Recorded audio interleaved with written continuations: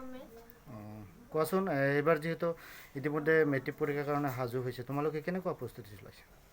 প্ৰস্তুতিটো আগৰ পৰা ভালেই চলাই আছোঁ, কিন্তু এই মেট্ৰিক পৰীক্ষাৰ সময় চেঞ্জ কৰাৰ কাৰণে আমাৰ অলপ মনোবল কমি গৈছে।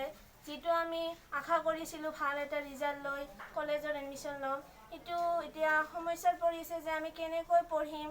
চৰকাৰে কৈ আছে যে 6টা ছাবজেক্টত হ'ব, পিছত আৰু অকল 3টা। আমি কেনেকৈ পঢ়িম, আমাৰ সেইটো সমস্যা হৈছে।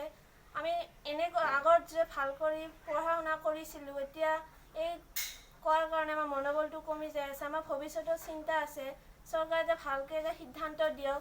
আমি সেই হিচাপে মনত এটা আশা যে আমি এই হিচাপে ৰিজাল্টটো কৰিম, কিন্তু এইবিলাকৰ কাৰণে সমস্যা হৈ আছে। সেইকাৰণে চৰকাৰৰ পৰা আশা এটা যে আমাক ভালকৈ এটা টাইম দিয়ক, নিৰ্দিষ্ট এটা সময় দিয়ক যে আমি এই টাইমত আমাৰ মেট্ৰিক পৰীক্ষাটো হ'ব, আৰু ভালকৈ কওক যে আমাক কেইখন ছাবজেক্ট হ'ব আৰু কোনটো নিয়মত আমাৰ পৰীক্ষা দিব লাগিব, কৰোণাৰ কাৰণে কেনেকৈ আমাৰ সাজু কৰিব লাগিব, সেইবিলাকৰ ভালকৈ দিলে আমি অলপ ভাল পাম। সেইকাৰণে শিক্ষামন্ত্ৰীৰ কাৰণে চৰকাৰৰ পৰা আশা অনুৰোধ কৰিলোঁ যে আমাক ভালকৈ এটা নিৰ্দিষ্ট এটা সময় দিয়ক, আমাৰ মেট্ৰিক পৰীক্ষাৰ কাৰণে সাজু কেনেকৈ হ'ম।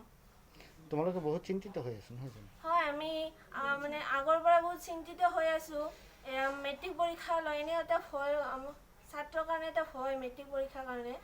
কিন্তু আমি এটা মনোবল আছিল, আগত ইমান ভাল এটা আশা আছিল যে আমি ৰিজাল্টটো ভাল কৰিম। এইবিলাকৰ কাৰণে মনোবল কমি গৈছে, আৰু আমাৰ মানসিক এটা মানে সমস্যাৰ সৃষ্টি হৈছে যে আমি কেনেকৈ পঢ়িম, কেনেকৈ পঢ়িলে আমাৰ ভালকৈ ৰিজাল্ট হ'ব। Thank U.